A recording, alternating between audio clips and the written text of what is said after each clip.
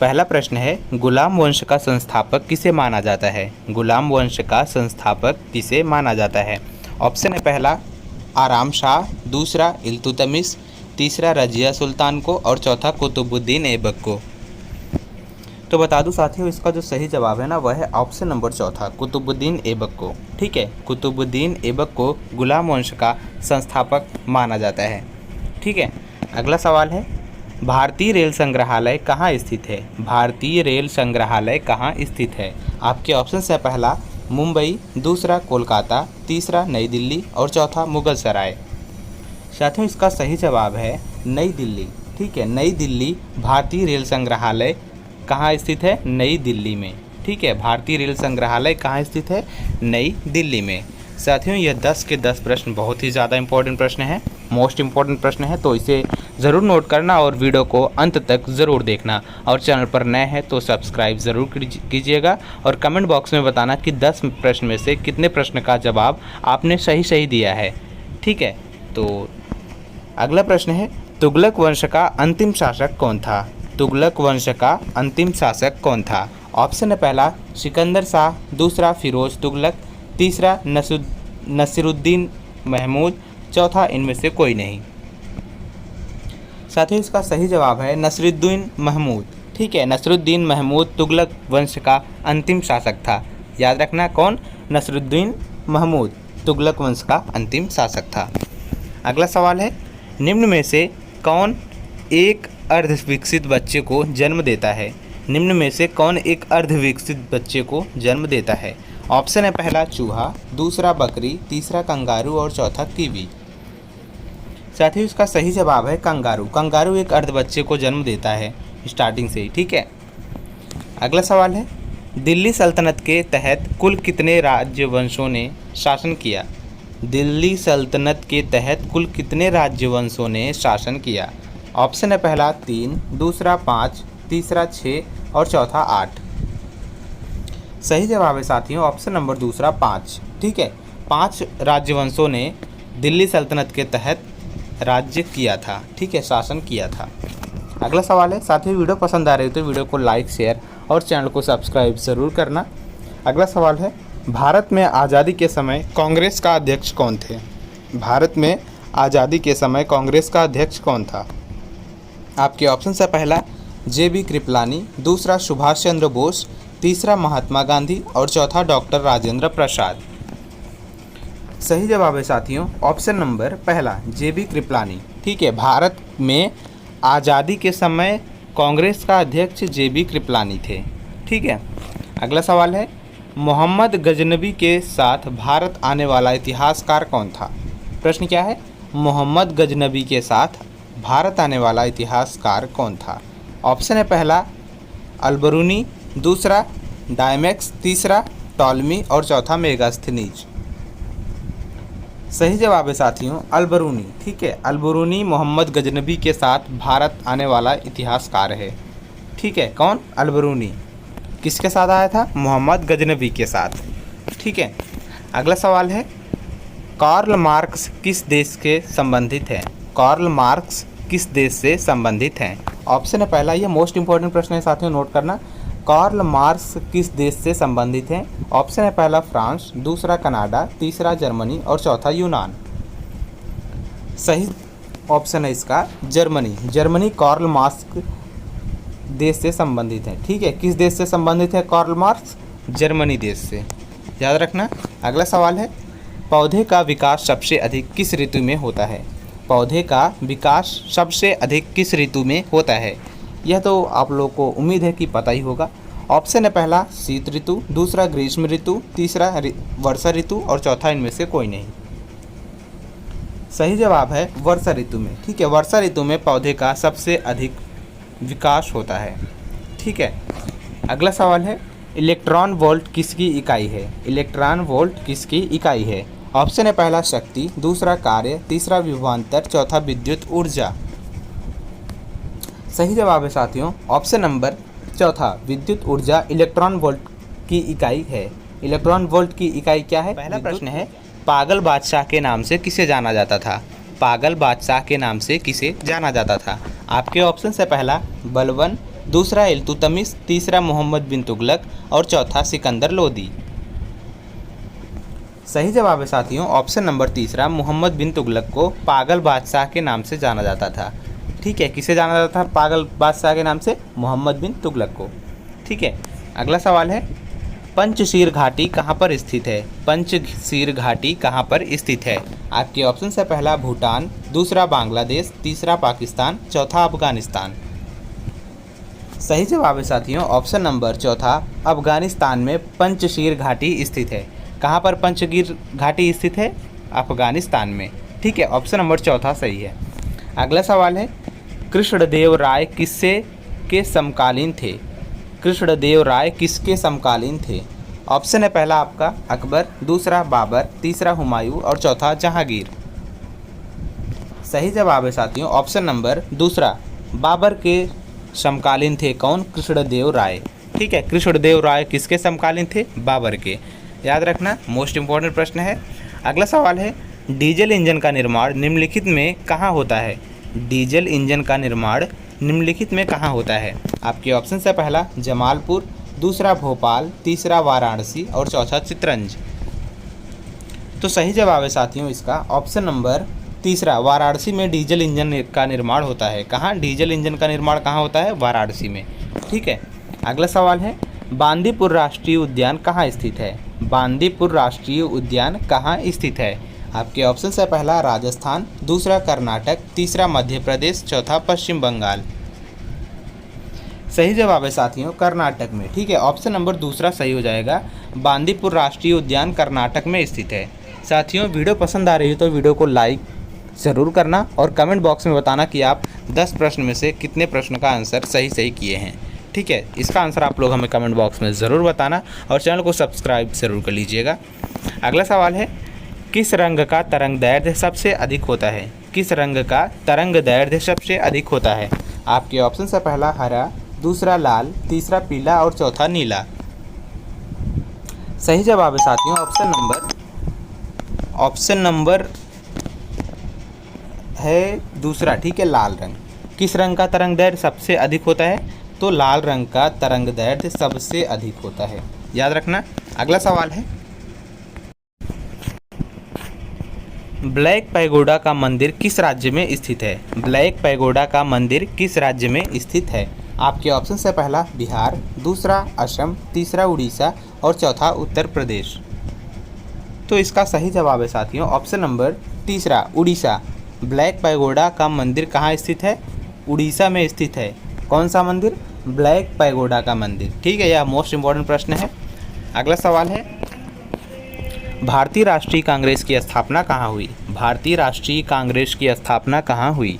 Option है, पहला पूना, दूसरा नासिक, तीसरा मुंबई, चौथा अहमदाबाद। सही जवाब है साथियों ऑप्शन नंबर तीसरा, मुंबई में। ठीक है, मुंबई में भारतीय राष्ट्रीय कांग्रेस की स्थापना हुई थी, याद रखना।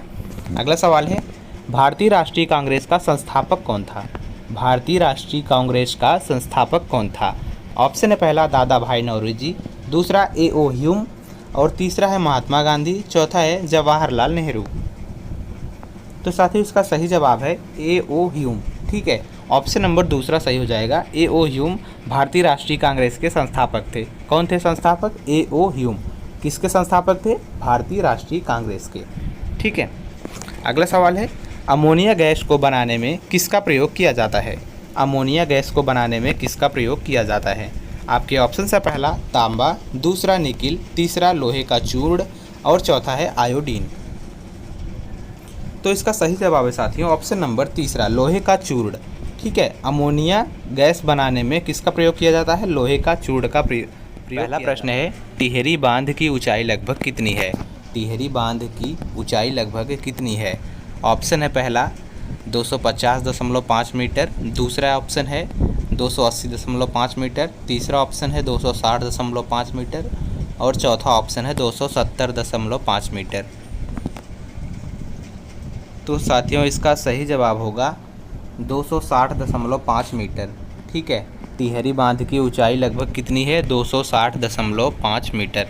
साथियों अगर आप इन 10 प्रश्न में से किसी भी प्रश्न का आंसर जानते हैं तो कमेंट बॉक्स में ज़रूर बताना। अगला सवाल है, दाचीगाम राष्ट्रीय उद्यान भारत के किस राज्य में स्थित है? दाचीगाम राष्ट्रीय उद्यान भारत के किस राज्य में स्थित है? ऑप्शन है पहला उत्तराखंड, दूसरा पश्चिम बंगाल, तीसरा हिमाचल प्रदेश और चौथा जम्मू और कश्मीर में। तो इसका सही जवाब है साथियों ऑप्शन नंबर चौथा, जम्मू और कश्मीर में दाचीगाम राष्ट्रीय उद्यान भारत के जम्मू और कश्मीर में स्थित है। अगला सवाल है, वर्ष 2011 जनगणना के अनुसार केरल में लिंगानुपात क्या है? प्रश्न क्या है हमारा, वर्ष 2011 जनगणना के अनुसार केरल राज्य में लिंगानुपात कितना है? ऑप्शन है पहला 1084, दूसरा ऑप्शन है 1064, तीसरा ऑप्शन है 1044, चौथा ऑप्शन है 1024। सही जवाब है ऑप्शन नंबर पहला 1084। ठीक है, कितना लिंगानुपात है? 1084 लिंगानुपात है केरल राज्य में 2011 जनगणना के अनुसार। अगला सवाल है, भारत के किस राज्य में बोमड़ी ला दर्रा स्थित है? भारत के किस राज्य में बोमड़ी ला दर्रा स्थित है? ऑप्शन है पहला सिक्किम, दूसरा असम, तीसरा हिमाचल प्रदेश, चौथा अरुणाचल प्रदेश। सही जवाब है अरुणाचल प्रदेश, यानी ऑप्शन नंबर चौथा सही है। अरुणाचल प्रदेश राज्य में बोमड़ी ला दर्रा स्थित है। ठीक है, अगला सवाल है, वेलांचली वन में कौन सा वृक्ष पाए जाते हैं? वेलांचली वन में कौन से वृक्ष पाए जाते हैं? ऑप्शन है पहला चिनार, दूसरा सुंदरी, तीसरा आबूनस और चौथा है सरो। तो सही जवाब है साथियों ऑप्शन नंबर दूसरा सुंदरी। ठीक है, वेलांचली वन में कौन से वृक्ष पाए जाते हैं? सुंदरी वृक्ष पाए जाते हैं, वृक्ष का नाम है सुंदरी। अगला सवाल है, भारत, चीन और जापान विश्व के किस महाद्वीप के अंतर्गत आते हैं? प्रश्न क्या है, भारत, चीन और जापान विश्व के किस महाद्वीप के अंतर्गत आते हैं? ऑप्शन है पहला यूरोप, दूसरा अफ्रीका, तीसरा एशिया और चौथा अंटार्कटिका। तो सही जवाब है साथियों ऑप्शन नंबर तीसरा, एशिया के अंतर्गत आते हैं भारत, चीन और जापान। ठीक है, एशिया महाद्वीप के अंतर्गत आते हैं। कौन कौन से देश? पहला हो गया भारत, दूसरा चीन और तीसरा जापान। ठीक है, पहला, दूसरा और तीसरा। अगला सवाल है, साथियों वीडियो पसंद आ रही हो तो वीडियो को लाइक, शेयर और चैनल को सब्सक्राइब ज़रूर करना। उम्मीद है कि आप ये तीनों में से तीनों चीज़ ज़रूर किए होंगे। ठीक है, लाइक, शेयर और सब्सक्राइब। अगला सवाल है, किस देश को विश्व का कॉफ़ी बाउल कहा जाता है? किस देश को, प्रश्न क्या है, किस देश को विश्व का कॉफ़ी बाउल, ठीक है, विश्व का कॉफ़ी बाउल कहा जाता है किस देश को? ऑप्शन है पहला भारत देश को, दूसरा ब्राज़ील, तीसरा सर्बिया और चौथा मैक्सिको। सही जवाब है साथियों ब्राज़ील देश को। ठीक है, ब्राज़ील देश को विश्व का कॉफ़ी बाउल कहा जाता है। अगला सवाल है, कृष्णा नदी का उद्गम स्थल कौन सा है? कृष्णा नदी का उद्गम स्थल कौन सा है? ऑप्शन है पहला मुल्ताई, दूसरा बैतूल, तीसरा अमरकंटक और चौथा महाबलेश्वर। सही जवाब है साथियों ऑप्शन नंबर चौथा, महाबलेश्वर कृष्णा नदी का उद्गम स्थल है। ठीक है, उद्गम स्थल कौन सा है कृष्णा नदी का? महाबलेश्वर। अगला सवाल है, किस राज्य की सीमा में म्यांमार से नहीं लगती है? किस राज्य की सीमा में म्यांमार से नहीं लगती है? ऑप्शन है पहला सिक्किम, दूसरा मणिपुर, तीसरा मिजोरम, चौथा अरुणाचल प्रदेश। तो सही जवाब है साथियों ऑप्शन नंबर पहला सिक्किम। ठीक है, सिक्किम राज्य की सीमा म्यांमार से नहीं लगती है, याद रखना। अगला सवाल है, बाकी तीनों का लगता है, स्वर्ण क्रांति किस क्षेत्र से संबंधित है? स्वर्ण क्रांति किस क्षेत्र से संबंधित है? ऑप्शन है पहला अंडे, दूसरा फल, तीसरा मछली और चौथा तिलहन। साथियों इसका सही जवाब है ऑप्शन नंबर दूसरा, फल से संबंधित है स्वर्ण क्रांति। ठीक है, फल क्षेत्र से संबंधित है कौन? स्वर्ण। पहला प्रश्न है, निम्न में से कौन सा बांध कृष्णा नदी पर बनाया गया है? निम्न में से कौन सा बांध कृष्णा नदी पर बनाया गया है? ऑप्शन है पहला हीराकुंड बांध, दूसरा टिहरी बांध और तीसरा भाखड़ा नांगल बांध, चौथा नागार्जुन सागर बांध। तो इसका जो सही जवाब है नागार्जुन सागर बांध, वह बांध कृष्णा नदी पर बनाया गया है। ठीक है, कृष्णा नदी पर बांध बनाया गया है। कौन सा, उस बांध का नाम क्या है? नागार्जुन सागर बांध। ठीक है, अगला सवाल है, गुजरात की सीमा किस पड़ोसी देश के साथ लगती है? गुजरात की सीमा जो है वह किस पड़ोसी देश के साथ लगती है? ऑप्शन है पहला भूटान, दूसरा नेपाल, तीसरा पाकिस्तान और चौथा बांग्लादेश। तो सही जवाब है पाकिस्तान। ठीक है, ऑप्शन नंबर तीसरा सही हो जाएगा। गुजरात की सीमा जो है वह पाकिस्तान पड़ोसी देश के साथ लगती है। अगला सवाल है, जलप्रपात कौन सा है जिसकी ऊंचाई यानी झरना, ठीक है, हाँ, जलप्रपात यानी झरना कौन सा है जिसकी ऊंचाई 1493 फीट है?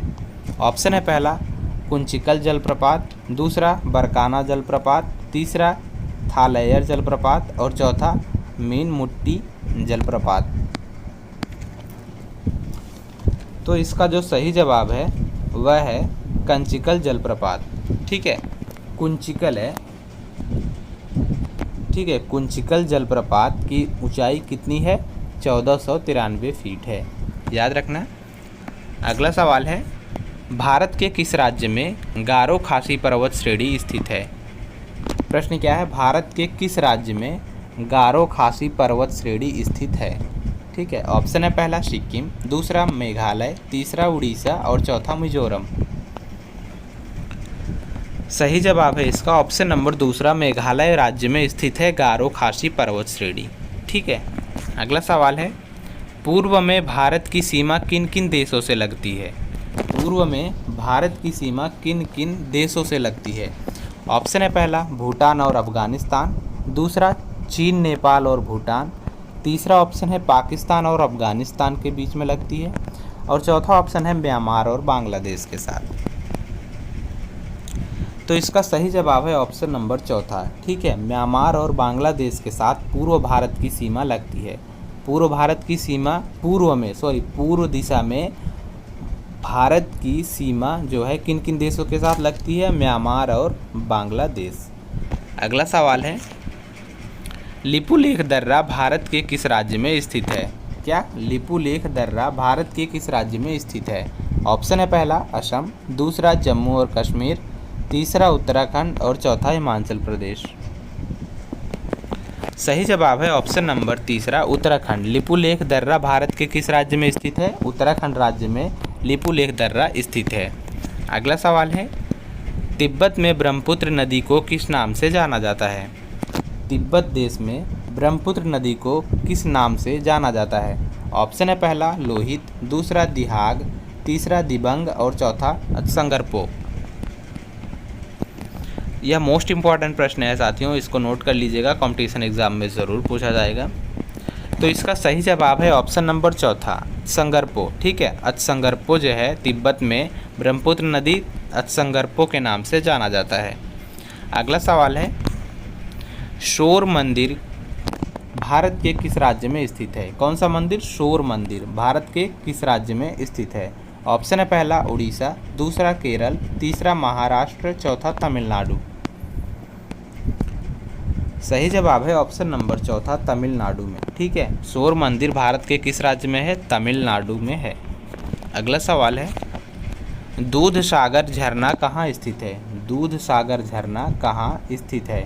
ऑप्शन है पहला गोवा में, दूसरा केरल में, तीसरा कर्नाटक में, चौथा महाराष्ट्र में। सही जवाब है ऑप्शन नंबर पहला, गोवा में। ठीक है, दूध सागर झरना जो है वह गोवा राज्य में स्थित है। अगला सवाल है, कितने भारतीय राज्यों की सीमाएं भूटान की सीमा से जुड़ी हैं? ठीक है, या लगती हैं? कितने भारतीय राज्यों की सीमाएं भूटान की सीमा से लगते हैं? ऑप्शन है पहला 2, दूसरा ऑप्शन है 3 और तीसरा ऑप्शन है 4, चौथा ऑप्शन है 5। तो सही जवाब है साथियों ऑप्शन नंबर तीसरा, 4। ठीक है, कितने भारतीय राज्यों की सीमाएं भूटान की सीमा से लगती हैं? 4 राज्य की सीमाएं जो है वह भूटान की सीमा से लगती है। यह भी मोस्ट इम्पोर्टेंट प्रश्न है। अजंता और एलोरा के उपाय कहाँ स्थित हैं? अजंता और एलोरा के उपाय कहाँ स्थित हैं?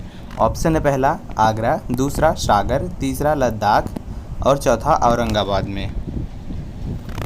सही जवाब है इसका ऑप्शन नंबर चौथा, औरंगाबाद में अजंता और एलोरा के उपाय स्थित हैं। कहाँ?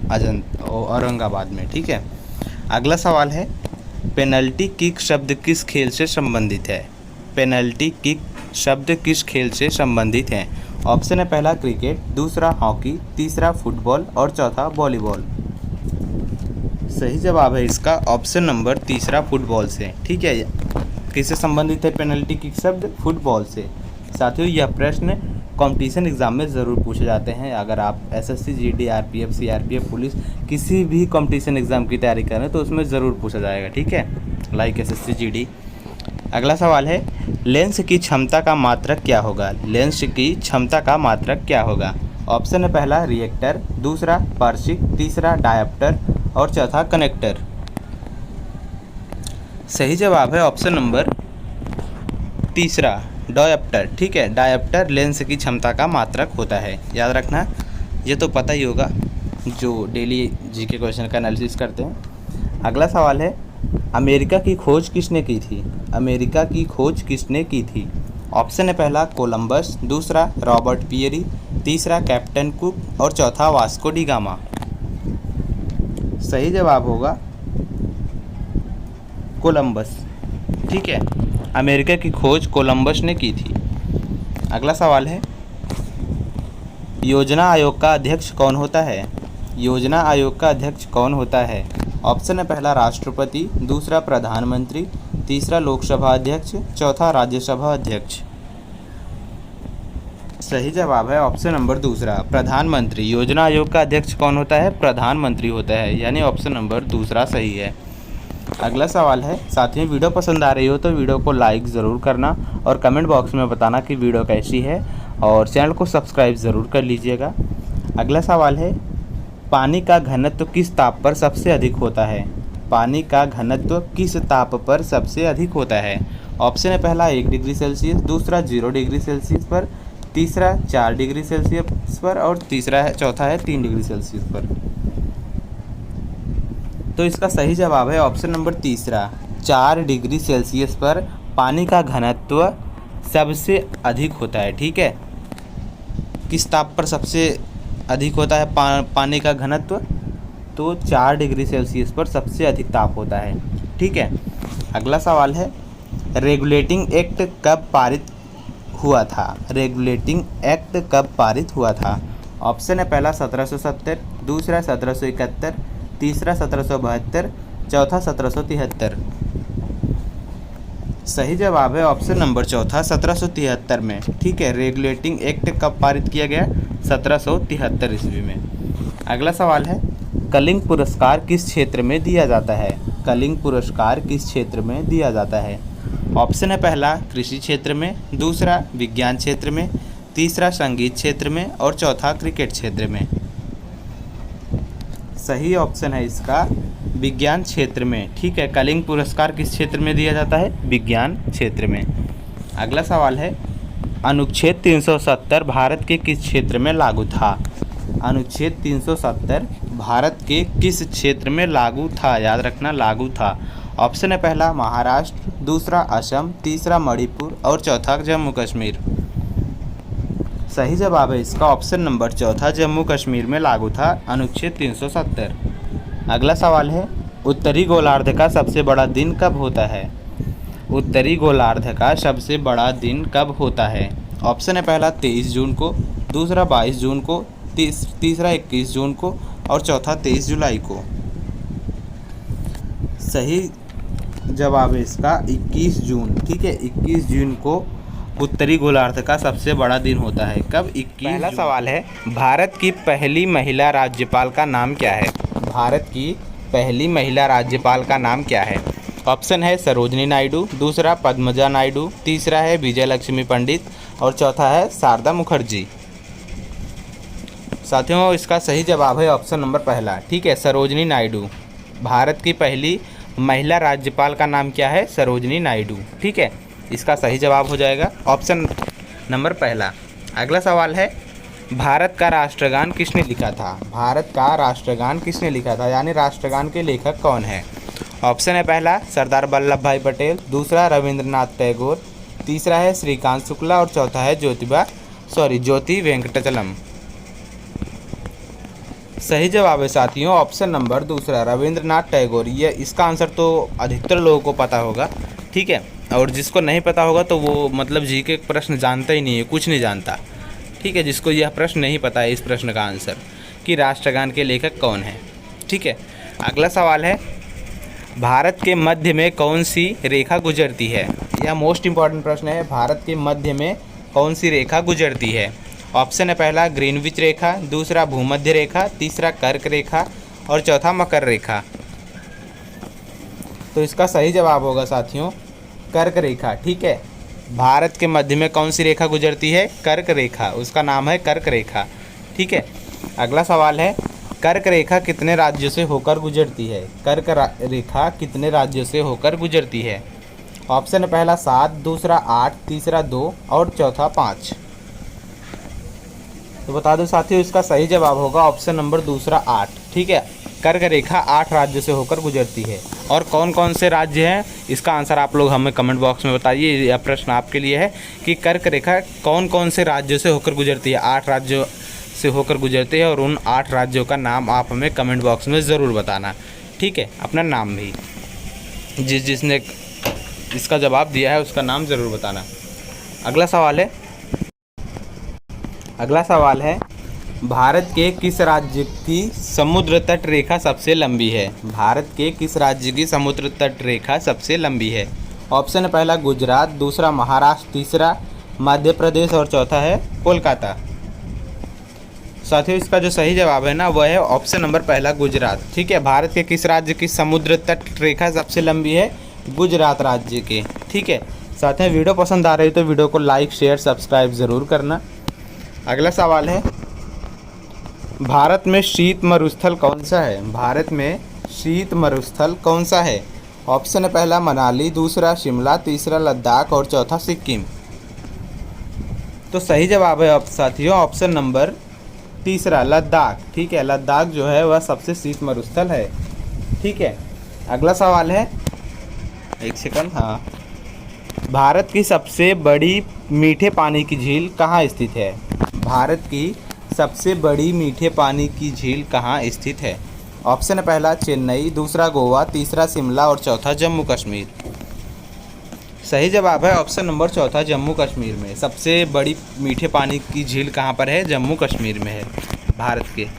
अगला सवाल है गंगा नदी किस राज्य से निकलती है। यह मोस्ट इम्पॉर्टेंट प्रश्न है। गंगा नदी किस राज्य से निकलती है। ऑप्शन है पहला हिमाचल प्रदेश, दूसरा तमिलनाडु, तीसरा उत्तराखंड और चौथा जम्मू कश्मीर। सही जवाब है ऑप्शन नंबर तीसरा उत्तराखंड से, ठीक है। गंगा नदी किस राज्य से निकलती है, उत्तराखंड राज्य से निकलती है।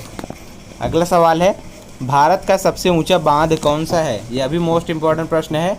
भारत का सबसे ऊंचा बांध कौन सा है। ऑप्शन है पहला टिटहरी बांध, दूसरा श्रीशैलम बांध, तीसरा भाखड़ा बांध और चौथा शिवाना समुद्र बांध। सही जवाब है टिटहरी बांध, ठीक है। टिहरी बांध है या टिहरी बांध। टिहरी बांध जो है वह भारत का सबसे ऊंचा बांध है। कौन, टिहरी, ठीक है। अगला सवाल है भारत की जलवायु कैसी है। यह मोस्ट इम्पोर्टेंट प्रश्न है। भारत की जलवायु कैसी है। इसका ऑप्शन है पहला ध्रुवीय, दूसरा महाद्वीपीय, तीसरा शुष्क और चौथा उष्णकटिबंधीय। सही जवाब है ऑप्शन नंबर चौथा उष्णकटिबंधीय। भारत की जलवायु कैसी है, उष्णकटिबंधीय। भारत में निर्मित प्रथम कंप्यूटर का नाम क्या है। भारत में निर्मित प्रथम कंप्यूटर का नाम क्या है। ऑप्शन है बुद्ध, दूसरा है सिद्धार्थ, तीसरा है आर्यभट्ट और चौथा है अशोक। तो साथियों बता दूं इसका जो सही आंसर है ना वह है सिद्धार्थ, ठीक है। भारत में निर्मित प्रथम कंप्यूटर का नाम क्या है, सिद्धार्थ। अगला सवाल है, याद रखना, भारत में पहली बार जनता कर्फ्यू कब लगा था। भारत में पहली बार जनता कर्फ्यू कब लगा था। ऑप्शन है 22 मार्च 2020 को, दूसरा है 20 मार्च 2020 को, तीसरा है 23 मार्च 2021 को और चौथा है 25 मार्च 2019 को। तो साथियों बता दो इसका जो सही जवाब है ना वह है ऑप्शन नंबर पहला 22 मार्च को, ठीक है। 22 मार्च सन 2020 को जनता कर्फ्यू पहली बार भारत में लगा था? यह मोस्ट इम्पॉर्टेंट प्रश्न है, यह ज़रूर आ सकता है क्योंकि अभी तो लॉकडाउन ख़त्म हो चुका है। अगला सवाल है, भारत में पहली रेल किस वर्ष चली थी? यह भी मोस्ट इम्पॉर्टेंट प्रश्न है। भारत में पहली रेल किस वर्ष चली थी? ऑप्शन है पहला 1853 ईस्वी में, दूसरा है 1945 ईस्वी में, तीसरा है 1947 ईस्वी में और चौथा है 1950 ईस्वी में। तो सही जवाब है साथियों ऑप्शन नंबर पहला 1853 ईस्वी में। भारत में पहली रेल किस वर्ष में चली थी? 1853 ईस्वी में चली थी। यह मोस्ट इम्पॉर्टेंट प्रश्न है, इसे नोट कर लीजिएगा आप लोग। अगला सवाल है, डांडिया किस राज्य का प्रसिद्ध लोक नृत्य है? यह कई कंपटीशन में पूछा जा चुका है सवाल। डांडिया किस राज्य का प्रसिद्ध लोक नृत्य है? ऑप्शन है पहला राजस्थान, दूसरा गुजरात, तीसरा महाराष्ट्र, चौथा उत्तर प्रदेश। तो इसका सही जवाब है साथियों गुजरात। ठीक है, ऑप्शन नंबर दूसरा सही हो जाएगा। डांडिया किस राज्य का लोक नृत्य है? प्रसिद्ध गुजरात राज्य का प्रसिद्ध लोक नृत्य है डांडिया। ठीक है, अगला सवाल है, भारत में सबसे सस्ता पेट्रोल किस राज्य में मिलता है? भारत में सबसे सस्ता पेट्रोल किस राज्य में मिलता है? ऑप्शन है पहला कश्मीर में, दूसरा गोवा में, तीसरा उड़ीसा में, चौथा गुजरात में। तो साथियों बता दो इसका जो सही जवाब है ना वह है ऑप्शन नंबर दूसरा गोवा में। ठीक है, गोवा में सबसे सस्ता पेट्रोल मिलता है। साथियों वीडियो पसंद आ रही हो तो वीडियो को एक लाइक ज़रूर कर देना और चैनल को सब्सक्राइब करके एक दोस्त के पास वीडियो को शेयर ज़रूर कर देना। और आप इन 10 प्रश्न में से कितने प्रश्न का आंसर सही किए हैं इसका जवाब कमेंट बॉक्स में ज़रूर बताना। अगला सवाल है, भारत में कौन से जानवर को खरीदना जुर्म माना जाता है? प्रश्न क्या है, भारत में कौन से जानवर को खरीदना जुर्म माना जाता है? ऑप्शन है पहला कुत्ते को, दूसरा शेर को, तीसरा हाथी को, चौथा बंदर को। तो सही जवाब है साथियों ऑप्शन नंबर दूसरा शेर को। ठीक है, शेर को खरीदना भारत में जुर्म माना जाता है। अगला सवाल है, भारत में सबसे अधिक वन कौन से राज्य में है? भारत में सबसे अधिक वन किस राज्य में है? ऑप्शन है पहला गुजरात, दूसरा उत्तर प्रदेश, तीसरा हरियाणा और चौथा मध्य प्रदेश। तो साथियों बता दूं इसका जो सही जवाब है ना वह है मध्य प्रदेश में। ठीक है, भारत में सबसे अधिक वन मध्य प्रदेश राज्य में है, याद रखना यह मोस्ट इम्पॉर्टेंट प्रश्न है। अगला सवाल है, भारत का सबसे बड़ा शहर कौन सा है? यह भी बहुत इंपॉर्टेंट प्रश्न है। भारत का सबसे बड़ा शहर कौन सा है? ऑप्शन है पहला मुंबई, दूसरा दिल्ली, तीसरा मद्रास और चौथा कोलकाता। तो सही जवाब है साथियों ऑप्शन नंबर पहला मुंबई। भारत का सबसे बड़ा शहर मुंबई है। और आप किस शहर में रहते हैं कमेंट बॉक्स में ज़रूर बताना। अगला सवाल है, भारत का सबसे लंबी नदी कौन सी है? भारत का सबसे लंबी नदी कौन सी है? ऑप्शन है पहला गंडकी, दूसरा ब्रह्मपुत्र, तीसरा गंगा और चौथा कोसी। तो सही जवाब है साथियों ऑप्शन नंबर तीसरा गंगा नदी। ठीक है, गंगा नदी भारत की सबसे लंबी नदी है। अगला सवाल है, भारत की सबसे चौड़ी नदी कौन सी है? भारत की सबसे चौड़ी नदी कौन सी है? ऑप्शन है पहला गोमती, दूसरा चंबल, तीसरा ब्रह्मपुत्र और चौथा गंगा। तो सही जवाब है साथियों ऑप्शन नंबर तीसरा ब्रह्मपुत्र। ठीक है, ब्रह्मपुत्र भारत की सबसे चौड़ी नदी है। और सबसे लंबी नदी की बात आए तो कौन सी है? गंगा नदी। ठीक है, गंगा नदी सबसे लंबी नदी है और चौड़ी नदी की बात आए तो ब्रह्मपुत्र। पहला प्रश्न है साथियों, किसे लॉर्सन एंड टुब्रो का नया अध्यक्ष नियुक्त किया गया है? ऑप्शन है पहला नरसिंह यादव, दूसरा अतनु चक्रवर्ती, दूसरा और तीसरा है संजय नायर और चौथा है आर शंकर रमन। तो साथियों इसका जो सही जवाब है ना वो है ऑप्शन नंबर चौथा आर शंकर रमन। ठीक है, लॉर्सन एंड टुब्रो का नया अध्यक्ष कौन है? आर शंकर रमन जी हैं। ठीक है, याद रखना। अगला सवाल है, भारत फ्रांस संयुक्त सैन्य अभ्यास शक्ति 2024 का 7वां संस्करण कहाँ आयोजित किया गया था? प्रश्न क्या है एक बार फिर से रिपीट करता हूँ। भारत फ्रांस संयुक्त सैन्य अभ्यास शक्ति 2024 का 7वां संस्करण कहाँ आयोजित किया गया था या कहाँ किया जाएगा? तो इसका ऑप्शन है पहला उमरोई मेघालय में, दूसरा है पादुर जो कि कर्नाटक में, तीसरा है गंगटोक जो कि सिक्किम में है और चौथा है गुवाहाटी जो कि असम में है। तो साथियों जो इसका राइट आंसर है ना वह है उमरोई। ठीक है, जो कि मेघालय में स्थित है, वहाँ ही इसका संस्करण जो है वह 7वां आयोजित कराया जाएगा। ठीक है, अगला सवाल है, मई 2024 में सशस्त्र बलों के लिए भारत का पहला स्वदेशी आत्मघाती ड्रोन लोइटरिंग एरियल म्यूनिशन किसे लॉन्च की है। ठीक है, प्रश्न क्या है, मई 2024 में सशस्त्र बलों के लिए भारत का पहला स्वदेशी आत्मघाती ड्रोन लोइटरिंग एरियल म्यूनिशन किसने लॉन्च की है। ऑप्शन है पहला कैडेट डिफेंस सिस्टम, दूसरा हिंदुस्तान एरोनॉटिक्स लिमिटेड, तीसरा है मझगांव डॉक शिप बिल्डर्स और चौथा है इनमें से कोई नहीं। तो साथियों इसका सही जवाब है कैडेट डिफेंस सिस्टम। ठीक है, यही जो है लॉन्च किया है 2024 सशस्त्र बलों के लिए भारत का पहला स्वदेशी आत्मघाती ड्रोन लोइटरिंग एरियल म्यूनिशन। ठीक है, कैडेट डिफेंस सिस्टम ने लॉन्च किया है। अगला सवाल है, किस global pride of Sindhi award 2024 से सम्मानित किया गया है। किसे यहाँ पर होगा। ठीक है, किसे global pride of Sindhi award 2024 से सम्मानित किया गया है। ऑप्शन है पहला पवन सिंधी को, दूसरा अशोक शुक्ला को, तीसरा है मोहम्मद सलेम को, चौथा है पावलूरी सुब्बा राव को। तो जो सही जवाब है साथियों वह है ऑप्शन नंबर पहला। ठीक है, पवन सिंधी जी को global pride of Sindhi award 2024 से नवाजा गया है। ठीक है, याद रखना।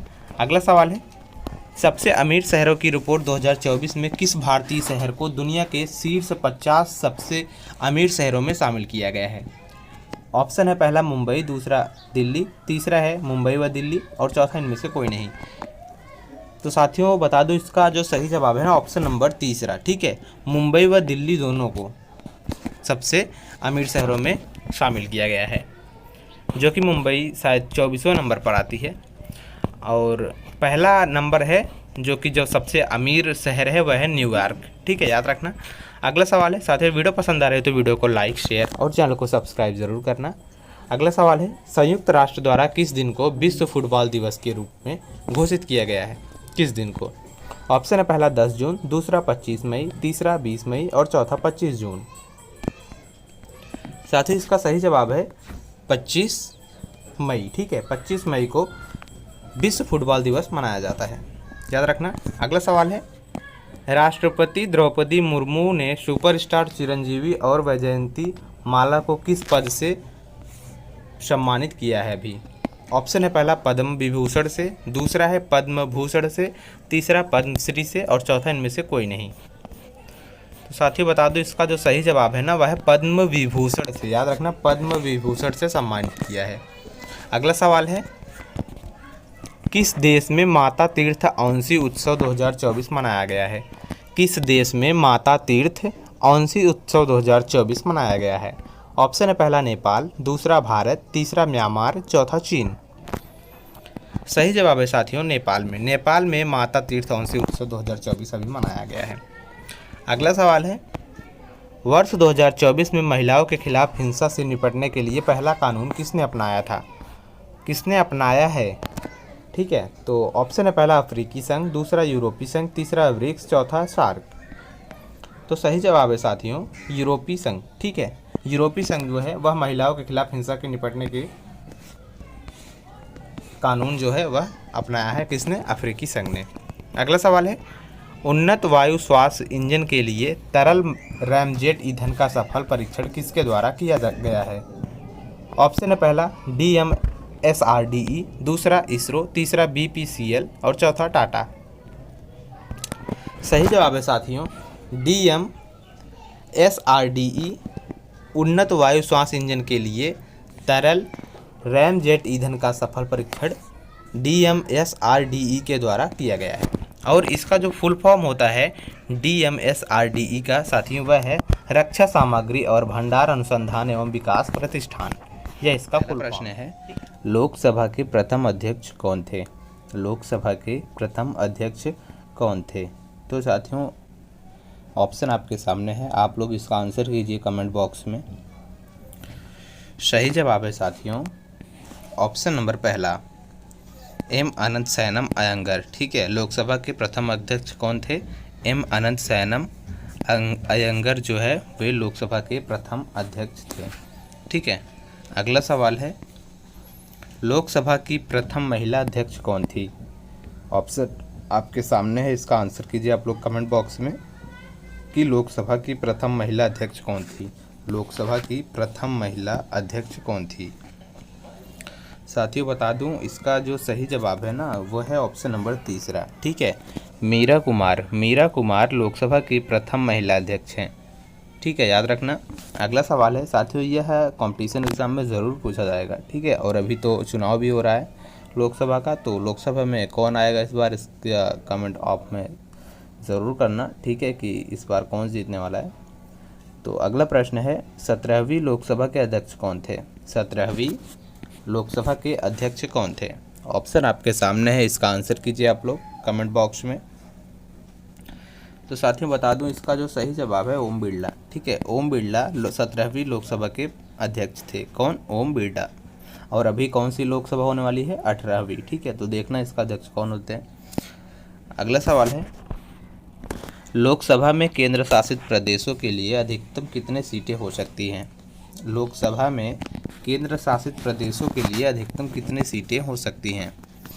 ऑप्शन आपके सामने है साथियों, इसका आंसर कीजिए आप लोग। लोकसभा में केंद्र शासित प्रदेशों के लिए अधिकतम सीटें कितनी होती हैं।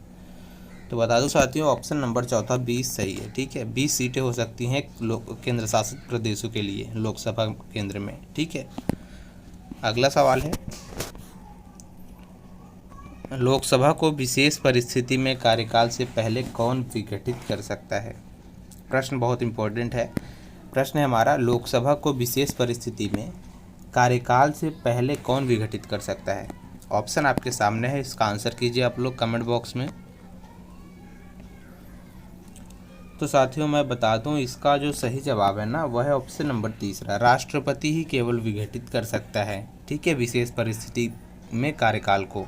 ठीक है, कौन विघटित कर सकता है, राष्ट्रपति। अगला सवाल है साथियों, वीडियो पसंद आ रही हो तो वीडियो को लाइक, शेयर और हमारे चैनल को सब्सक्राइब ज़रूर कर दीजिएगा। अगला सवाल है, लोकसभा का पीठासीन अधिकारी कौन होता है। यह मोस्ट इम्पॉर्टेंट प्रश्न है। लोकसभा का पीठासीन अधिकारी कौन होता है, इसका आंसर कीजिए आप लोग कमेंट बॉक्स में। तो जो सही जवाब है साथियों वह है ऑप्शन नंबर पहला, लोकसभा के अध्यक्ष और उपाध्यक्ष। लोकसभा के अध्यक्ष और उपाध्यक्ष ही लोकसभा का पीठासीन अधिकारी होते हैं। ठीक है, अगला सवाल है, लोकसभा में सबसे अधिक प्रतिनिधि भेजने का मामले में कौन सा राज्य दूसरे स्थान पर है। प्रश्न क्या है, लोकसभा में सबसे अधिक प्रतिनिधि भेजने का मामले में कौन सा राज्य दूसरे स्थान पर है। यानी सबसे जो सीटें हैं वह दूसरे स्थान पर कौन सा राज्य जाता है जिसकी सीटें अधिक है मतलब। ठीक है, तो इसका आंसर है साथियों महाराष्ट्र। महाराष्ट्र जो है यह राइट आंसर है। और इसमें कितनी सीटें हैं, 48 सीटें हैं टोटल। ठीक है, जो कि यह दूसरे स्थान पर आता है लोकसभा में।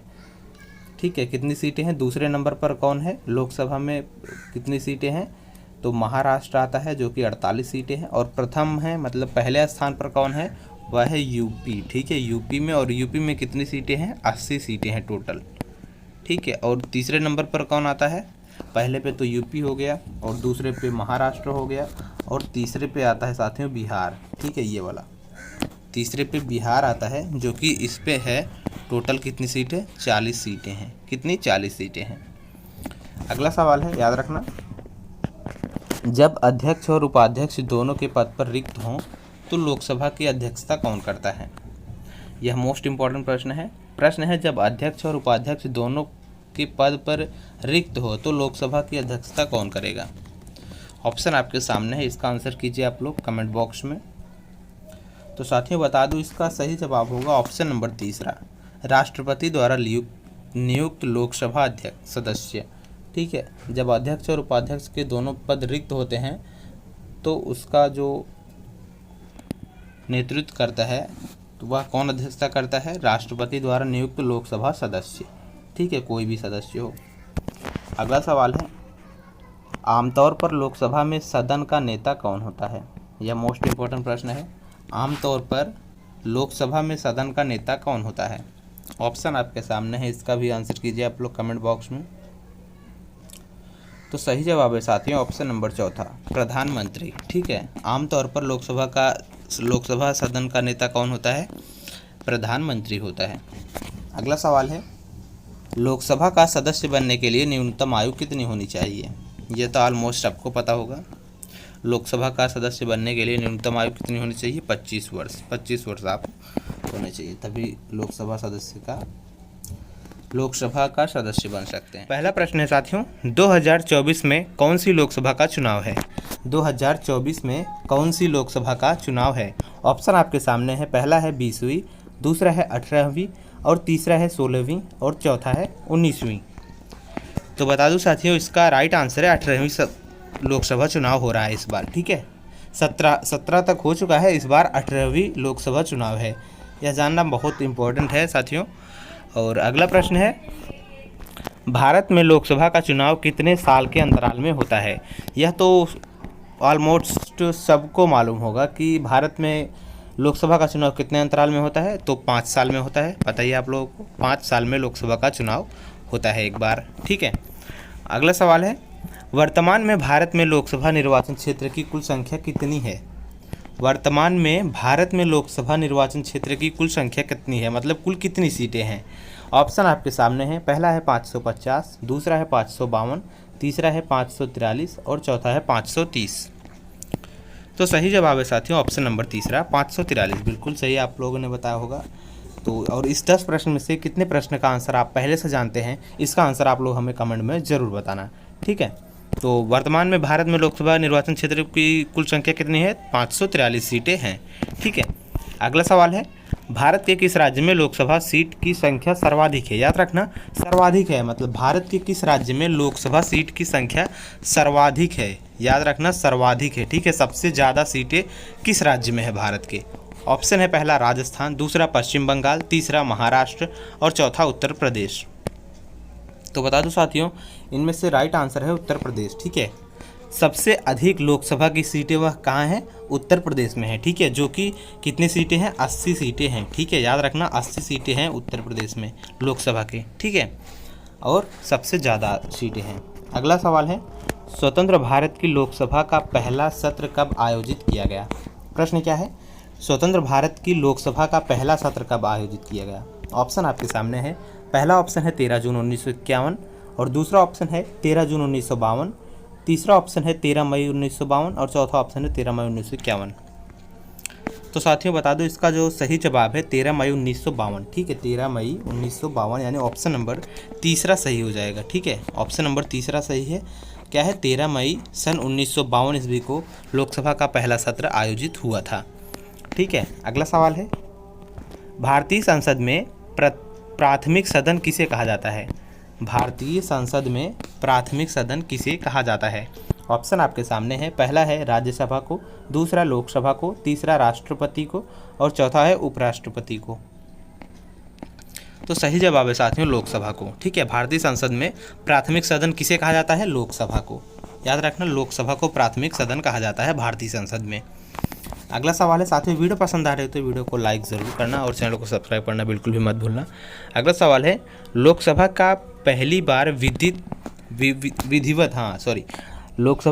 बार विधिवत गठन कब किया गया था? ऑप्शन आपके सामने है। पहला है 20 अप्रैल 1951, दूसरा 17 अप्रैल 1952, तीसरा 18 जनवरी 1950 में, और चौथा ऑप्शन है 26 अप्रैल 1950 में। तो सही जवाब है साथियों 17 अप्रैल सन 1952 ईस्वी को पहली बार विधिवत लोकसभा का गठन हुआ था। कब? 17 अप्रैल सन 1952 में। यह सब कंपटीशन एग्जाम में पूछे जाएंगे, 100% पूछे जाएंगे। ठीक है, और अगला सवाल है, बिहार में लोकसभा की संख्या कितनी है? बिहार में लोकसभा सीट की संख्या कितनी है? ऑप्शन आपके सामने है। पहला है 40, दूसरा 43, तीसरा 33, और चौथा 48। तो सही जवाब है साथियों 40। ठीक है, बिहार में लोकसभा की सीट कितनी है? 40 है। सबसे कम 40 है बिहार में, और सबसे अधिक कहाँ है? 80। ठीक है, कितनी सीटें हैं? सबसे अधिक किस राज्य में? उत्तर प्रदेश में है, जो कि कितनी सीटें हैं? 80, और सबसे कम बिहार में है, 40 सीटें हैं। ठीक है, सबसे कम तो नहीं, बट तीसरे नंबर पे आती है। ठीक है, तीसरे नंबर पर आती है बिहार, जो कि लोकसभा सीट के मामले में तीसरे नंबर पर आती है बिहार, जो कि 40 सीटें हैं। कितनी? 40 सीटें हैं। और सबसे प्रथम नंबर पर आती है, पहले नंबर पर उत्तर प्रदेश, जो कि कितनी सीटें हैं? 80 सीटें हैं टोटल। अगला सवाल है, लोकसभा के प्रथम अध्यक्ष कौन थे? लोकसभा के प्रथम अध्यक्ष कौन थे? यह मोस्ट इंपॉर्टेंट प्रश्न है। ऑप्शन है पहला डॉक्टर राजेंद्र प्रसाद, दूसरा सुकुमार सेन, तीसरा विजयलक्ष्मी पंडित और चौथा जीवी मालवंकर। तो सही जवाब है साथियों ऑप्शन नंबर चौथा, जीवी मालवंकर लोकसभा के प्रथम अध्यक्ष थे। कौन? जीवी मालवंकर लोकसभा के प्रथम अध्यक्ष थे। अगला सवाल है, संसद के किस सदन को लोकप्रिय चैम्बर या पॉपुलर चैम्बर भी कहा जाता है? प्रश्न क्या है, संसद के किस सदन को लोकप्रिय चैम्बर या पॉपुलर चैम्बर भी कहा जाता है? तो ऑप्शन है साथियों राज्यसभा, दूसरा लोकसभा, तीसरा राष्ट्रपति या चौथा इसमें से कोई नहीं। सही जवाब है साथियों लोकसभा को। लोकसभा को किस नाम से जाना जाता है? लोकप्रिय चैम्बर या पॉपुलर चैम्बर के नाम से भी जाना जाता है। पहला प्रश्न है, किसने कहा था कि तुम मुझे खून दो मैं तुम्हें आज़ादी दूंगा? ऑप्शन आपके सामने है। पहला ऑप्शन है चंद्रशेखर आज़ाद, दूसरा है भगत सिंह, तीसरा है महात्मा गांधी और चौथा है सुभाष चंद्र बोस। तो जो इसका सही जवाब है साथियों वह है ऑप्शन नंबर चौथा, सुभाष चंद्र बोस। ठीक है, ऑप्शन नंबर चौथा सही हो जाएगा। सुभाष चंद्र बोस जी ने कहा था कि तुम मुझे खून दो मैं तुम्हें आज़ादी दूंगा। ठीक है, अगला सवाल है, कोणार्क मंदिर का निर्माण किसने करवाया था? यह मोस्ट इम्पॉर्टेंट प्रश्न है, नोट कर लीजिएगा इसको। कोणार्क मंदिर का निर्माण किसने करवाया था? ऑप्शन आपके सामने है। पहला कुतुबुद्दीन ऐबक, दूसरा बिल्सन, तीसरा है नरसिंह देव प्रथम और चौथा है अरविंद घोष। तो बता दूं साथियों इसका सही जवाब है नरसिंह देव प्रथम। ठीक है, नरसिंह देव प्रथम ऑप्शन नंबर तीसरा सही हो जाएगा। कोणार्क मंदिर का निर्माण नरसिंह देव प्रथम ने करवाया था। अगला सवाल है, महाराणा प्रताप के घोड़े का क्या नाम था?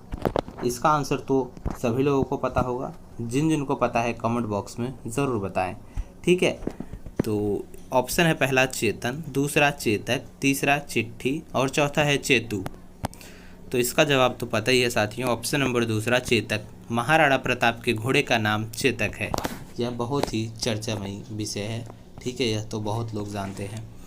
अगला सवाल है, रोलेट एक्ट कब पारित किया गया था? यह भी मोस्ट इम्पॉर्टेंट प्रश्न है, इसे नोट कर लीजिए। रोलेट एक्ट कब पारित किया गया था? ऑप्शन आपके सामने है। 1915 में, दूसरा है 1916 और तीसरा ऑप्शन है 1918, चौथा ऑप्शन है 1919। तो बता दें साथियों इसका सही जवाब है ऑप्शन नंबर चौथा 1919। याद रखना मोस्ट इम्पॉर्टेंट प्रश्न है।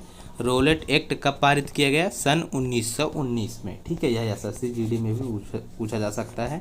किसी भी कॉम्पिटिटिव एग्जाम की तैयारी कर रहे हैं तो उसमें ज़रूर पूछा जाएगा। ठीक है, अगला सवाल है, वास्को डिगामा भारत कब आया था? यह भी मोस्ट इम्पॉर्टेंट प्रश्न है। वास्को डिगामा भारत में कब आया था? ऑप्शन आपके सामने है। पहला 1490, दूसरा 1495, तीसरा ऑप्शन है 1498 और चौथा ऑप्शन है 1475। तो बता दो साथियों इसका सही जवाब है 1498 में। ठीक है, 1498 में वास्को डिगामा भारत आया था। यह मोस्ट इम्पॉर्टेंट प्रश्न है, इसको नोट कर लीजिए आप लोग। अगला सवाल है, करो या मरो का नारा किसने दिया था? यह भी इम्पोर्टेंट प्रश्न है। करो या मरो का नारा किसने दिया था? ऑप्शन आपके सामने है। पहला सुभाष चंद्र बोस, दूसरा ऑप्शन है महात्मा गांधी, तीसरा ऑप्शन है जवाहरलाल नेहरू और चौथा ऑप्शन है भगत सिंह। तो साथियों बता दूं इसका सही जवाब है महात्मा गांधी। ठीक है, करो या मरो का नारा महात्मा गांधी जी ने दिया था, याद रखना। अगला सवाल है साथियों, चैनल को सब्सक्राइब ज़रूर कर लीजिएगा। उम्मीद है कि आप चैनल को सब्सक्राइब ज़रूर किए होंगे और कम से कम एक शेयर तो ज़रूर करना। अगला सवाल है, स्वतंत्र भारत का प्रथम गवर्नर जनरल कौन था? यह भी मोस्ट इम्पॉर्टेंट प्रश्न है, इसको नोट कर लीजिएगा। स्वतंत्र भारत का प्रथम गवर्नर जनरल कौन था? पहला ऑप्शन है लॉर्ड रिपन, दूसरा ऑप्शन है लॉर्ड कर्जन, तीसरा ऑप्शन है लॉर्ड रिपन और चौथा ऑप्शन है लॉर्ड माउंटबेटन। तो इसका सही जवाब है साथियों लॉर्ड माउंटबेटन। यह कई बार एसएससी जीडी में भी पूछा जा चुका है, कंपटीशन एग्जाम में तो आएगा ही आएगा, पता ही है, वही है कंपटीशन एग्जाम।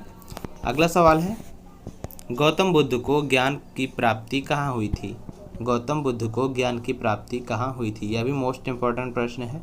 पहला ऑप्शन है सारनाथ, दूसरा बोध गया है, तीसरा ऑप्शन है सासाराम और चौथा ऑप्शन है श्रीवास्ती। सही जवाब है साथियों बोध गया। ठीक है, गौतम बुद्ध को ज्ञान प्राप्ति कहाँ हुई थी? बोध गया में, याद रखना। अगला सवाल है, अगला सवाल है, चाणक्य को दूसरे किस नाम से जाना जाता है? चाणक्य को दूसरे किस नाम से जाना जाता है? ऑप्शन है पहला चंद्रगुप्त मौर्य, दूसरा विष्णुगुप्त, तीसरा कुमारगुप्त और चौथा है घनानंद। सही जवाब है साथियों विष्णुगुप्त। चाणक्य को दूसरे किस नाम से जाना जाता है? विष्णुगुप्त के नाम से जाना जाता है। यह मोस्ट इंपॉर्टेंट प्रश्न है, इसको नोट कर लीजिएगा। मोस्ट इंपॉर्टेंट प्रश्न है, इसको नोट कर लीजिएगा आप लोग। चाणक्य को दूसरे किस नाम से जानते हैं? विष्णुगुप्त। ठीक है। अगला सवाल है, अंतिम मुगल शासक कौन था? अंतिम मुगल शासक कौन था? यह भी मोस्ट इंपॉर्टेंट प्रश्न है। ऑप्शन है पहला इल्तुतमिश, दूसरा बहादुर शाह है, तीसरा ऑप्शन है बाबर और चौथा ऑप्शन है कुतुबुद्दीन ऐबक।